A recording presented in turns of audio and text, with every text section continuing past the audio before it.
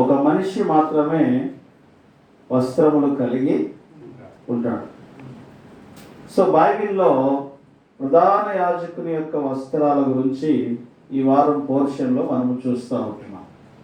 ప్రధాన యాజకుని యొక్క వస్త్రాలు మరి దేవుని మందిరములోనికి వెళ్ళి యాజకత్వం చేస్తూ ఉన్నప్పుడు, దేవుని మందిరములో సేవ చేస్తూ ఉన్నప్పుడు, దేవుని మందిరములో దేవుణ్ణి ఆరాధిస్తూ ఉన్నప్పుడు అతను మరి ప్రధాన యాజకునికి ప్రత్యేకమైన వస్త్రాలు కలిగి ఉన్నాడు. అతని వస్త్రాలు 8 భాగాలుగా ఉంటుంది. ఎన్ని భాగాలు? సో ప్రధాన యాజకుని యొక్క వస్త్రాలలో 8 భాగాలు ఉంటాయి. పై వస్త్రము, దట్టి, నడికట్టు, అట్లా ఒక్కొక్క వస్త్రము మనం చూస్తే 8 భాగాలుగా మనకు కనబడుతూ ఉంటుంది. ప్రధాన యాజకుని వస్త్రం. ఒక మనిషికి వస్త్రాలు దేని కొరకు వేసుకుంటాడు అంటే, ఒకటి తన యొక్క శరీరమును కప్పుకోవడానికి, తన యొక్క శరీరాన్ని కాపాడుకోవడానికి వస్త్రములు ధరిస్తాడు. ఇక్కడ మనము నిర్గమాకాండము 28వ అధ్యాయము 2వ వచనాన్ని మనం గమనిస్తే ప్రధాన యాజకునికి ఎందుకు వస్త్రాలు ఇవ్వబడ్డాయో మనకు అక్కడ రాయబడి ఉంది. 28వ అధ్యాయము 2వ వచనం. అతనికి అలంకారముగాను ఘనతయు కలుగునట్లు నీ సహోదరుడైన అహరోనుకు ప్రతిష్ఠిత వస్త్రములను కుట్టవలెను. సో వస్త్రములు దేని కొరకంట? ప్రధాన యాజకులకి ఒకటి అలంకారం కోసము, అంటే అందము కోసము. తర్వాత రెండవది ఘనత కోసము వస్త్రములు ఇవ్వబడ్డాయి.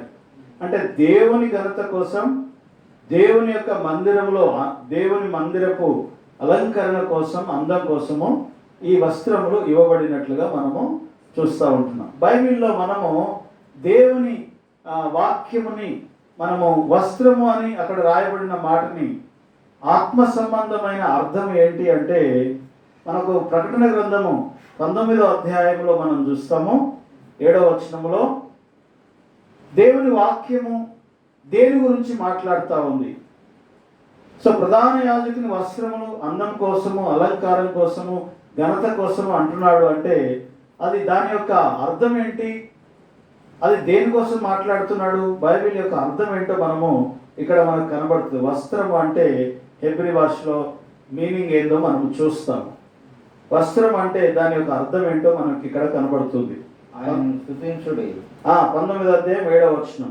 ఆయన స్తుతించుడి, గొర్రెపిల్ల వివాహోత్సవం సమయం వచ్చినది, ఆయన భార్య తను తాను సిద్ధపరచుకొని ఉన్నది గనుక మనము సంతోషపడి ఉత్సాహించి ఆయన మహిమపరచదమని చెప్పగా వింటిని.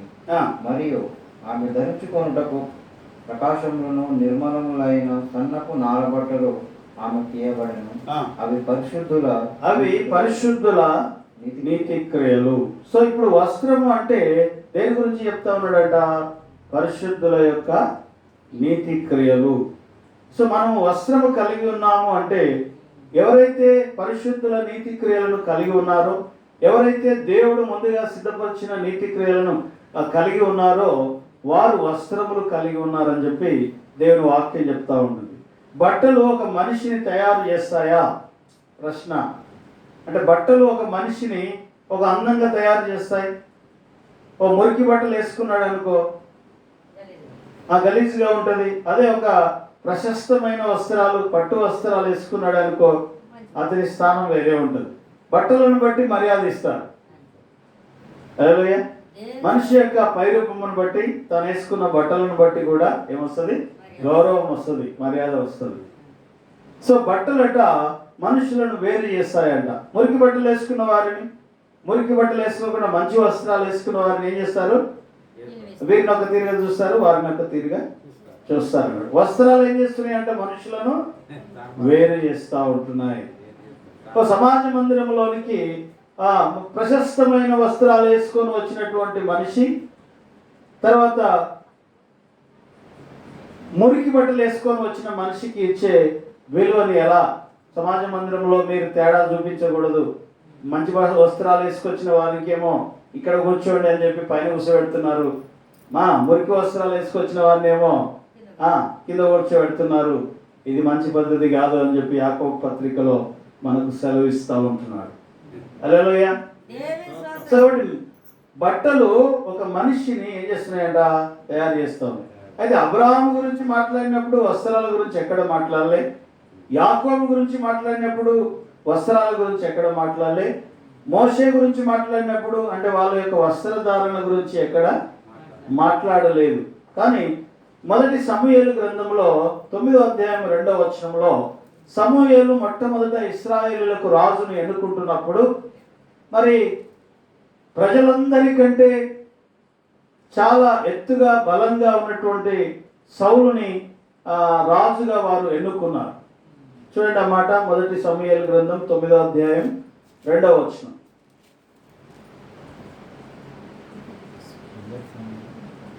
రెండో అధ్యాయం 9వ అధ్యాయం 2వ వచనం. నువ్వు అక్కడనే ఉండాలి, ఎంత ముందు చదువు. అతనికి సౌలు అన్న ఒక కుమారుడు ఉండెను. అతనికి బహు సౌందర్యము గల యవనుడు. ఇశ్రాయేలులో అతని పాటు ప్రజలందరికంటే చాలా ఎత్తుగా ఉన్నాడు. ఇశ్రాయేలీలలో అతని పాటి సుందరుడు, అతని వంటి సుందరుడు ఇంకొకడు లేడంట. అతడు భుజములు మొదలుకొని, ఎందుకంటే అతని భుజములు మొదలుకొని పైకి ఇతరుల కంటే అందరికంటే అతని భుజాలట ఏమన్నాయట, పైకున్నాయి. అంటే అందరికంటే చాలా పొడుగున్నాడు. అది ఎత్తుగలవాడు. సౌలు తండ్రి అయిన కీషు యొక్క గార్ధబములు చాలా. సో కాబట్టి బాగా అందంగా ఉన్నాడు, చాలా హైట్ పర్సనాలిటీ ఉంది, అతని భుజాలు చాలా ఎత్తుగా ఉన్నాయి. కానీ అతనికి ఏం లేదంట, అతనికి శారీరక ఎత్తు ఉంది కానీ ఆత్మ సంబంధమైన నైతిక ఎత్తు అతనికి లేదు.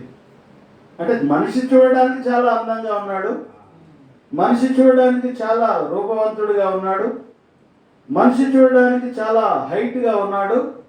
కానీ అంతరంగంలో నైతిక ఎత్తు అనేది లేదంట.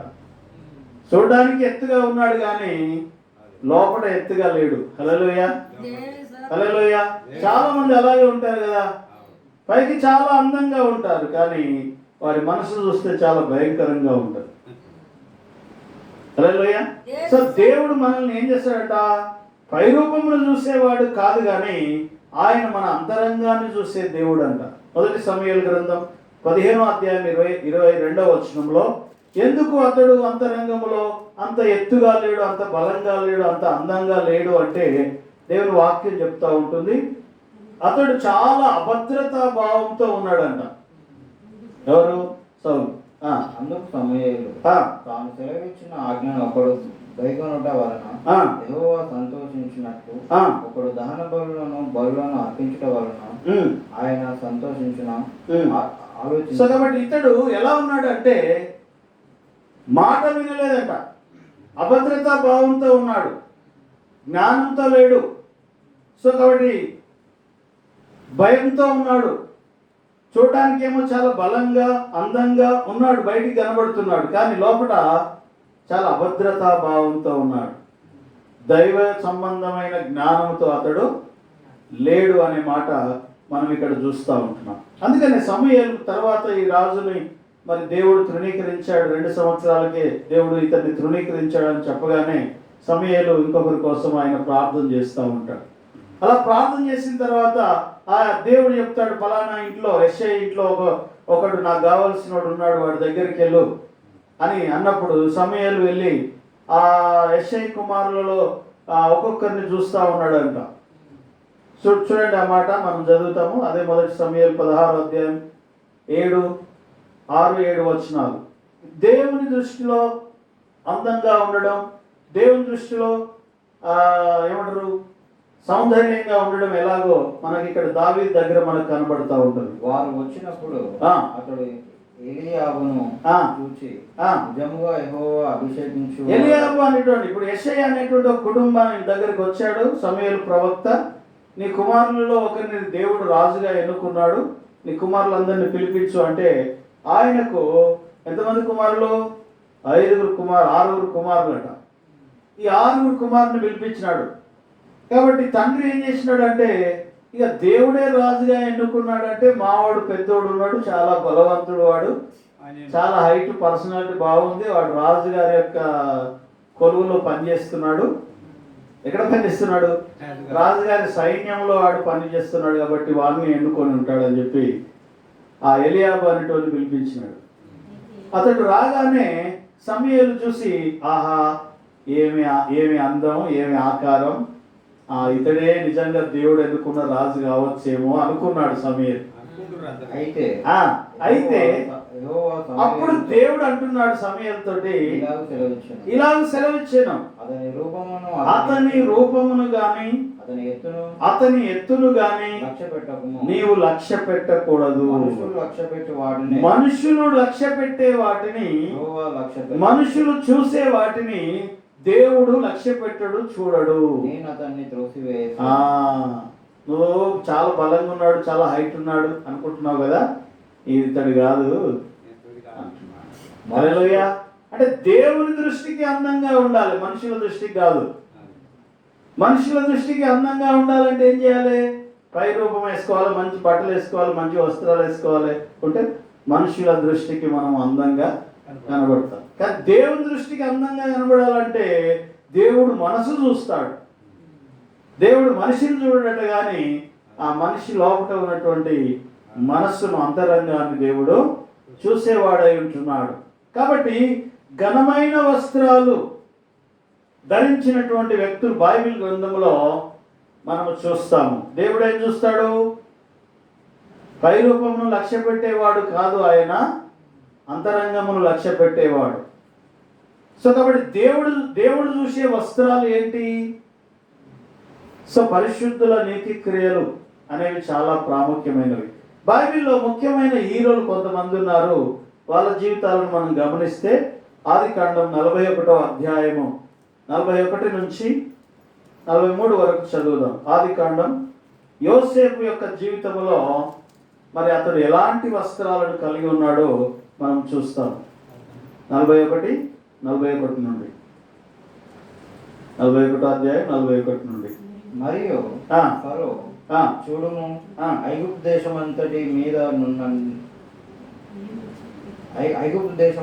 మీద నిన్ను నియమించి ఉన్నానని యోసేపుతో చెప్పాను. మరియు ఫరో తన చేతినున్న తన ఉంగరమును తీసి యోసేపు చేతిని పెట్టి సన్నపు నారబట్టలు అతనికి తొలగించి అతని మెడకు బంగారు గొలుసు వేసి తన 2వ రథము మీద అతనిని ఎక్కించాను. సో ఘనమైన వస్త్రాలు ధరించడం అనేది ఏంటంటే ఘనమైన వ్యక్తిత్వాలు కలిగి ఉండడం. ఇప్పుడు సౌలు రాజును దేవుడు ఎందుకు తృణీకరించాడు అంటే, చూడడానికి చాలా అందంగా ఉన్నాడు, చాలా బలంగా ఉన్నాడు, చాలా ఎత్తైన భుజాలు కలిగి ఉన్నాడు, కానీ దేవుడు ఆశించినంత ఆత్మ సంబంధమైన వ్యక్తిత్వం అతని లోపల లేదు అన్నమాట. సో కాబట్టి యోసేపు ఐగుప్తు దేశం అంతటికి రాజు అవుతున్నప్పుడు ఆ ఐగుప్తు ఫరో అంటున్నటువంటి మాటలు మనం గమనిస్తే, ఇగో నిన్ను నేను రాజుగా, నా తర్వాత నీవే రాజుగా ఉండబోతున్నావు, నీవే రాజుగా ఉంటావు అని చెప్పి అతనికి ఉంగరము, ప్రశస్తమైన వస్త్రాలు అతనికి ధరింపజేశాడు. రాజుగారి వస్త్రాలు ఎలా ఉంటాయి? రాజుగారి వస్త్రాలు చాలా మంచిగా ఉంటాయి, చాలా విలువైన వస్త్రాలు ఉంటాయి. విలువైన వస్త్రము నీవు ధరించాలంటే నీ వ్యక్తిత్వం కూడా విలువైనదిగా ఉండాలి. విలువైన బంగారం నువ్వు ధరించాలి అంటే నీ మనస్సు కూడా విలువైనదిగా ఉండాలి. విలువైన వ్యక్తిత్వాలు, విలువైనటువంటి. అందుకని యోసేపుకి ఎందుకు ఆ పొజిషన్ వచ్చింది అంటే అతని యొక్క వ్యక్తిత్వం, అతని యొక్క క్యారెక్టర్ అనేది చాలా ప్రాముఖ్యమైనది. అలాంటి క్యారెక్టర్, వ్యక్తిత్వం కలిగి ఉన్నాడు కాబట్టి రాజుగారు తన వస్త్రాలను ఇచ్చాడు. ఎవరికి? యోసేపుకి. రాజవస్త్రాలు ధరింపజేయబడ్డాయి అతనికి. హీరోలు ఎవరు అంటే యోసేపు ఇక్కడ హీరోగా కనబడుతున్నాడు. ఎవరు హీరోలు అవుతారు? మంచి మనసు ఉన్నవారు, మంచి వ్యక్తిత్వం ఉన్నవారు హీరోలు. ఎవడు పడతాడు కాదు. హల్లెలూయా. హల్లెలూయా. సో కాబట్టి ఇక్కడ యోసేపు యొక్క వ్యక్తిత్వం అనేది చాలా ప్రాముఖ్యమైనటువంటిదిగా, ఘనమైన వస్త్రాలు దేన్ని చూపిస్తున్నాయి అంటే ఘనమైన వ్యక్తిత్వాన్ని చూపిస్తున్నాయి. ఘనమైనటువంటి వ్యక్తిత్వాన్ని చూపిస్తున్నాయి. ఇంకొక ఆయన మనకు కనబడతాడు, ఘనమైన వస్త్రాలు ధరించినటువంటి వ్యక్తి. ఎస్తేరు గ్రంథం 6వ అధ్యాయం 7వ వచనం నుంచి మనం చూస్తాం. ఎస్తేరు గ్రంథం 6వ అధ్యాయం 7వ వచనం. ఫాస్ట్గా తీయాలి. 6వ అధ్యాయం 7వ వచనం.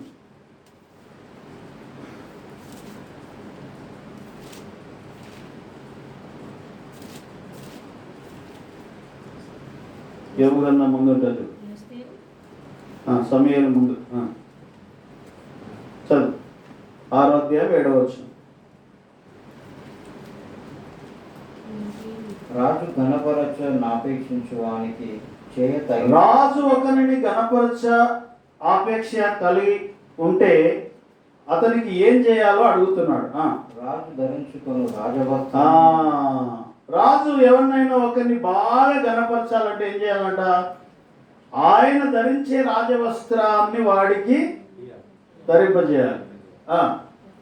ధరింపజేసి రాజు ఎక్కువ గుర్రమును, రాజు కూర్చునే గుర్రం మీద అతన్ని కూర్చుండబెట్టి రాజు తన తల మీద ఉంచుకున్న రాజు తన తల మీద పెట్టుకునే కిరీటము అతని మీద పెట్టి ఒకడు తీసుకొని రాగా ధనులైన రాజు యొక్క అధిపతులలో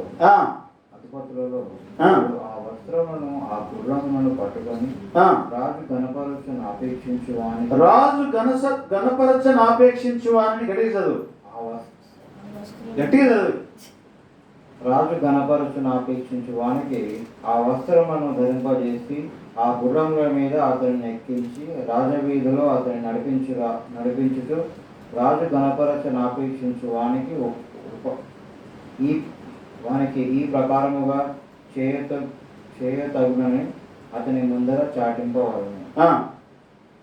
ఇంకా అందుకు రాజు నీవు చెప్పిన ప్రకారమే శీఘ్రముగా ఆ వస్త్రమును ఆ గుర్రమును తీసుకొని రాజు గుమ్మము వద్ద కూర్చుని ఉన్న యూదుడైన మొర్దెకైకి అలాగనే చేయము. నీవు చెప్పిన దానిలో ఒకటి విడవక అంతయు చేయము.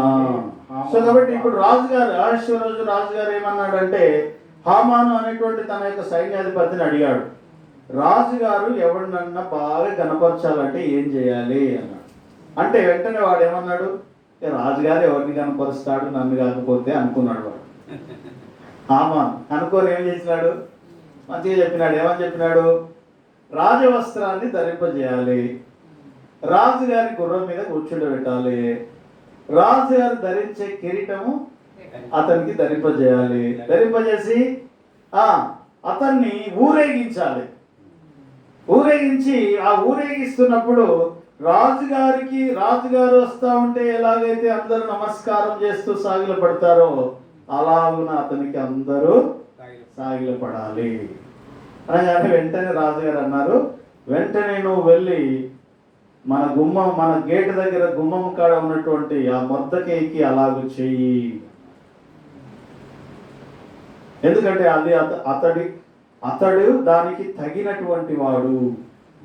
హల్లెలూయా, హల్లెలూయా. సో ఘనమైన వస్త్రాలు దేన్ని చూపిస్తున్నాయి అనేది ఇక్కడ చాలా ప్రాముఖ్యమైనటువంటి మాట. ఘనమైన వస్త్రాలు పరిశుద్ధుల యొక్క నీతి క్రియలను చూపిస్తా ఉన్నాయి. ఘనమైన వస్త్రాలు ఒక మనిషి యొక్క ఘనమైన వ్యక్తిత్వాన్ని చూపిస్తూ ఉంది. ఘనమైన వ్యక్తిత్వం లేకుండా నువ్వు ఎంత ఘనమైన వస్త్రాలు వేసినా ఏం లాభం? నువ్వు పైకి అందంగా ఉంటావు తప్ప లోపల వట్టి డొల్లా. హల్లెలూయా. ఇప్పుడు సౌలు ఎలా ఉన్నాడంట? పైకి చూడడానికి చాలా అందగాడు, చాలా సౌందర్యవంతుడు, చాలా అందరికంటే భుజాలు ఎత్తైనటువంటి వాడు. కానీ అతని మనస్సు చూస్తే ఎలా ఉంది అంట? అభద్రతా భావంతో ఉంది, ప్రజాదరణ లేకుండా ఉంది, ఇంకా ఎలా ఉంది? ఆందోళనతో ఉంది, దేవుని గురించిన జ్ఞానము లేకుండా ఉంది అంట అతని మనసు. హల్లెలూయా, హల్లెలూయా. సో కాబట్టి దేవుని గురించిన జ్ఞానం విషయంలో విఫలమైపోయినటువంటి వాడుగా ఉన్నాడు, నైతిక విలువలు లేనట్టుగా ఉన్నాడు, సరి అయిన వ్యక్తిత్వం లేనట్టుగా ఉన్నాడు, అలాంటి వ్యక్తి పనికిరాడు అని చెప్పి దేవుని దృష్టికి అందగాడు, దేవుని దృష్టికి సౌందర్యవంతుడైనటువంటి దావీదును దేవుడు రాజుగా ఎన్నుకున్నాడు అంట. వస్త్రాలు ధరించడమే ప్రాముఖ్యము కాదు, కానీ ఆ వస్త్రాలకు తగినట్లుగా నీ యొక్క మనస్సు, నీ యొక్క వ్యక్తిత్వం, నీ యొక్క క్యారెక్టర్ ఉండాలి అని చెప్పి దేవుని వాక్యము మనకు తెలియజేస్తూ ఉంటుంది. హల్లెలూయా, హల్లెలూయా. ఆది కాండంలో మనం చూస్తాము, మోసం చేయడానికి వస్త్రాలు వాడిన వారు చాలా మంది ఉన్నారు బైబిల్లో. హల్లెలూయా, హల్లెలూయా. ఏం చేయడానికంట? మోసం చేయడానికి. ఎందుకంటే ఈ వస్త్రాలతో మోసం, బట్టలు కప్పుకొని మోసం చేసిన వారు బైబిల్లో మనకు కొంతమంది కనబడుతూ ఉంటారు. హల్లెలూయా, హల్లెలూయా.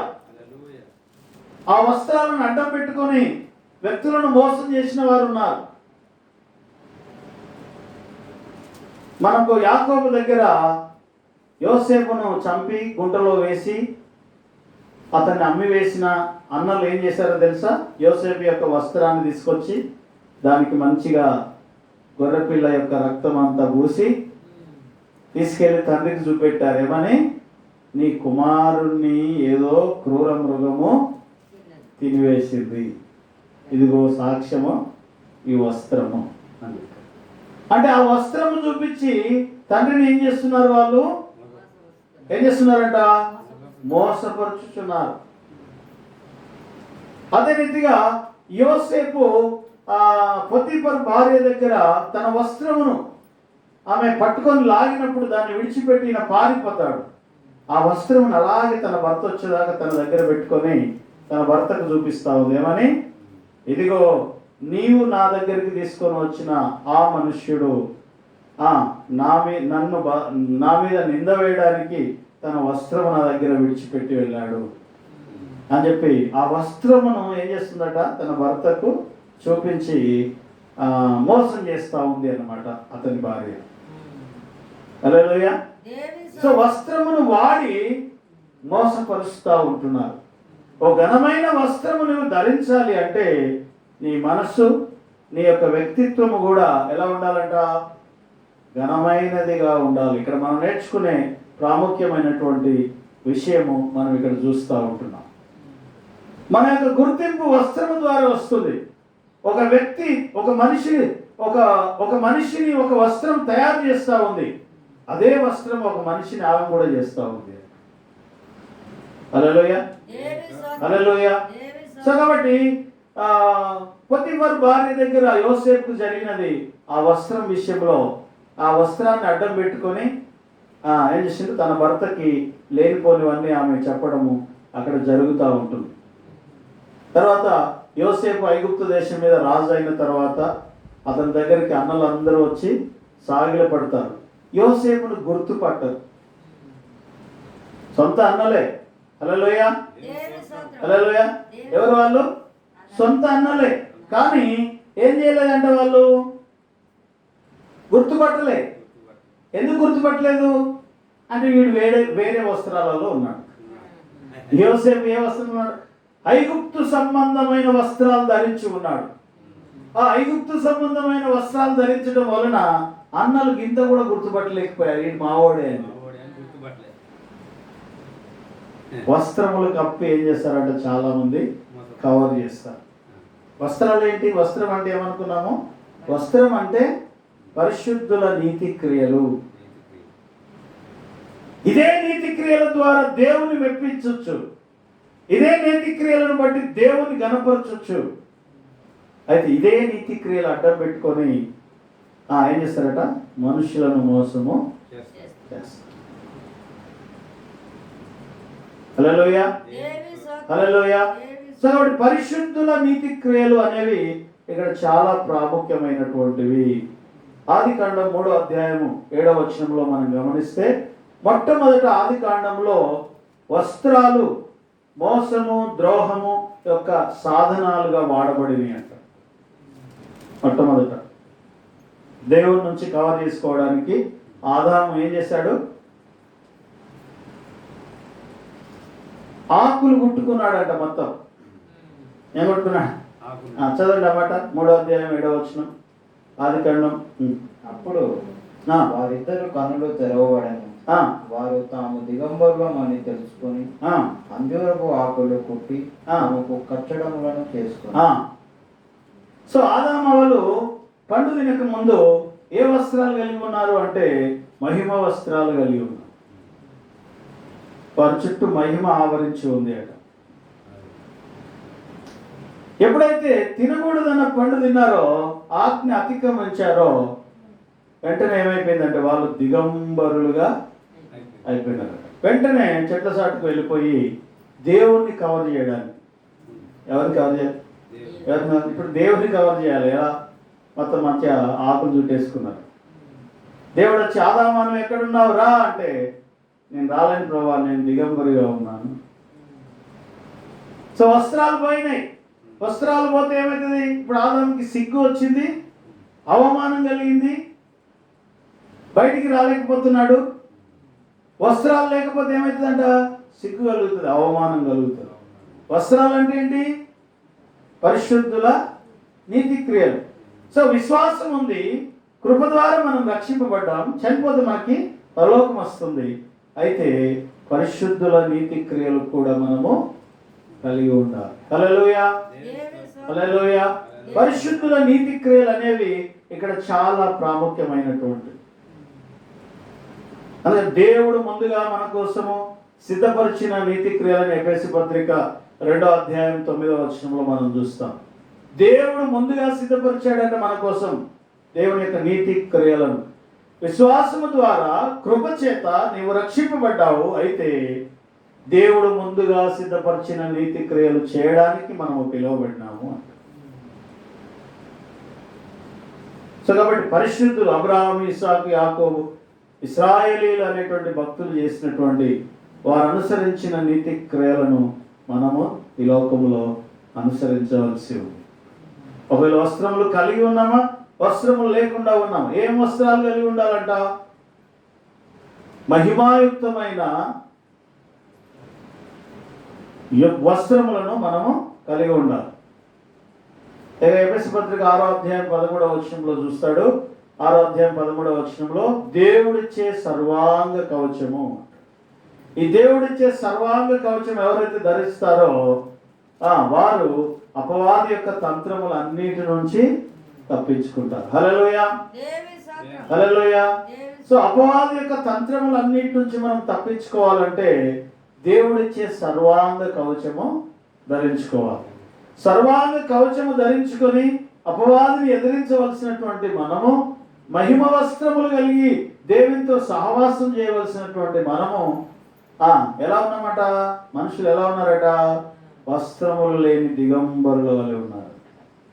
అంటే చూడడానికి పైకి మాత్రమే చాలా అందంగా ఉన్నారు, సౌందర్యంగా ఉన్నారు, భుజములు ఎత్తు కలిగి ఉన్నారు. కానీ అంతరంగం ఎలా ఉంది అట? అంతరంగంలో దిగంబరులుగా ఉన్నారు. దేవుని ఎదుట వస్త్రములు లేకుండా ఉన్నారు అంట. సో వస్త్రములు ఏంటి అంటే పరిశుద్ధుల యొక్క నీతి క్రియలు. ఎందుకు మనం నీతిగా ఉండాలి? ఎందుకు మనం భక్తిగా ఉండాలి? ఎందుకు మనం విశ్వాసంతో ఉండాలి? ఎందుకు మనం అబ్రహాము, ఇస్సాకు, యాకోబులు అనుసరించిన ఆ ఆజ్ఞలను, కట్టడలను అనుసరించాలి?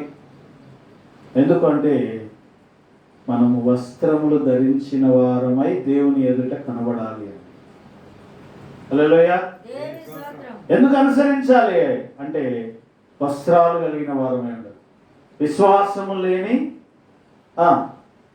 వ్యక్తి ఏమవుతాడట? మృతము అంటాడు. విశ్వాసం లేని వాడు బ్రతికున్న శవంతో సమానం అంటాడు. హల్లెలూయా. నాకు విశ్వాసం ఉంది, నాకు భక్తి ఉంది అంటే సరిపోదు. నీకేముండాలంట? నీతి క్రియలు ఉండాలి. భక్తి, దేవుడు ముందుగా సిద్ధపరిచిన పరిశుద్ధుల నీతి క్రియలు కలిగి ఉండాలి. సో మనం ఎలా ఉన్నామో మనల్ని మనము ఒకసారి పరీక్షించుకోవాలి. అందుకని నీ వస్త్రమును నువ్వు కాపాడుకొను అంటాడు. ఏ వస్త్రము అంటే నీతి క్రియలు అనే వస్త్రాన్ని కాపాడుకోండి అంటే. దేవుని సంఘం అంట ఒకరోజు దేవుని సన్నిధులకు వెళ్ళినప్పుడు ఆ వివాహ మహోత్సవంలో ఉన్నప్పుడట ఆ సంఘం యొక్క వస్త్రాలట మహిమాయుక్తమైన వస్త్రాలుగా వెలుగుతూ ఉంటాయన్నమాట. సంఘం ఏ వస్త్రాలు కలిగి ఉంటుంది అంటే పరిశుద్ధుల నీతి క్రియలు అనే వస్త్రాలు వెలుగుతున్న మహిమ వస్త్రాలు కలిగి దేవుని ఎదుర్కోబోతుంది. అందుకని మత్తయి సువార్తలో అంటాడు, సత్క్రియలు అనే మీ వెలుగు మనుషుల ఎదుట ప్రకాశింపనీయుడి.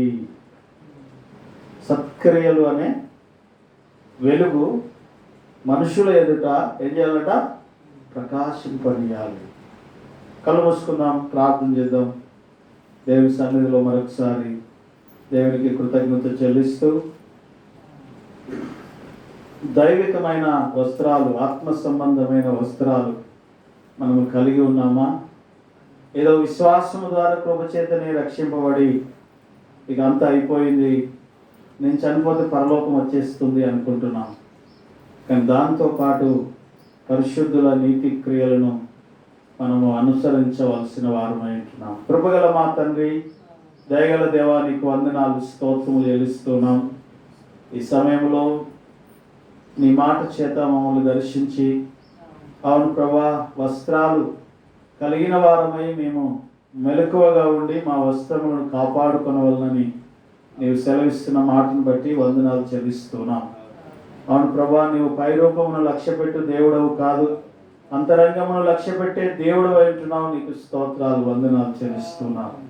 వస్త్రము వ్యక్తిత్వాన్ని చూపిస్తుందని, వస్త్రము పరిశుద్ధుల నీతి క్రియలను చూపిస్తుందని నీవు సెలవిస్తున్న మాటను బట్టి నీకు స్తోత్రాలు, వందనాలు చెల్లిస్తున్నాం. ఇదిగో ఈ సమయంలో నీ మాటలు విని తీర్మానం చేసుకున్న బిడ్డలను దీవించి ఆశీర్వదించి మహిమ పొందమని ప్రభువైన యేసు నామమున స్తుతించి ప్రార్థిస్తున్నాం తండ్రి. ఆమేన్.